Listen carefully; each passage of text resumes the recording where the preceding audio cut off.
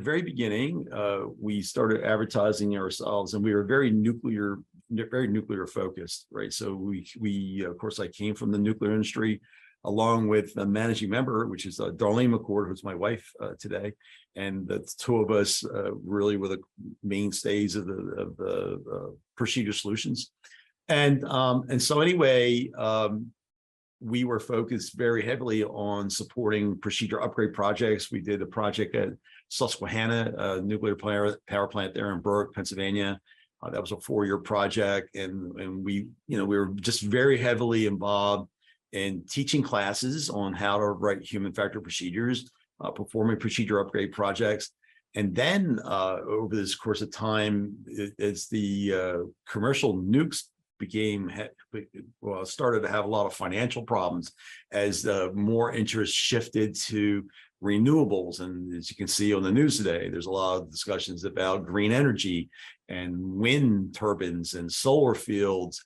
And because of the history of nuclear power and the fear behind it between Chernobyl and Fukushima and 3 Mile Island, nukes were not looked at as being a green energy, and so anyway, where they were always the cheapest thing on the grid for producing electricity, there was a lot of tax subsidies and things being applied to wind and solar that weren't being afforded to the nukes. And so next thing you know, their costs were going up, and they just competitively were really having a hard time competing.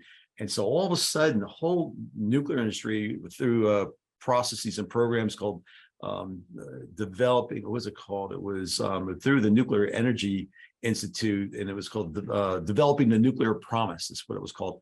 Anyway, this process was looking at how to cut costs to make nukes more affordable and more competitive. Well, we had a number of employees between Entergy, Duke Energy, Florida Power and Light, that were writing procedures, or we also supplied engineering support services, and everybody was getting laid off. And so we really struggled there for a few years as we tried to retool ourselves, and we started to look more into the petrochem and refining industries. So if you look over the period of time, and then things have kind of settled themselves out some, and then of course COVID came in, and then that kind of changed everything too. So it's been quite the ride overall in doing this, but that's how we evolved. So and then when COVID came in, we were teaching classes on how to write human factor procedures. Staff was constantly on me about trying to do these things online, and I just couldn't think that we could do this as well as I could do it in person. I just didn't feel that people would be getting the same value or the same level of instruction out of it. So, but then when COVID came in, we had no choice but trying to do that. So we did put it online, and we really getting some really good feedback and results.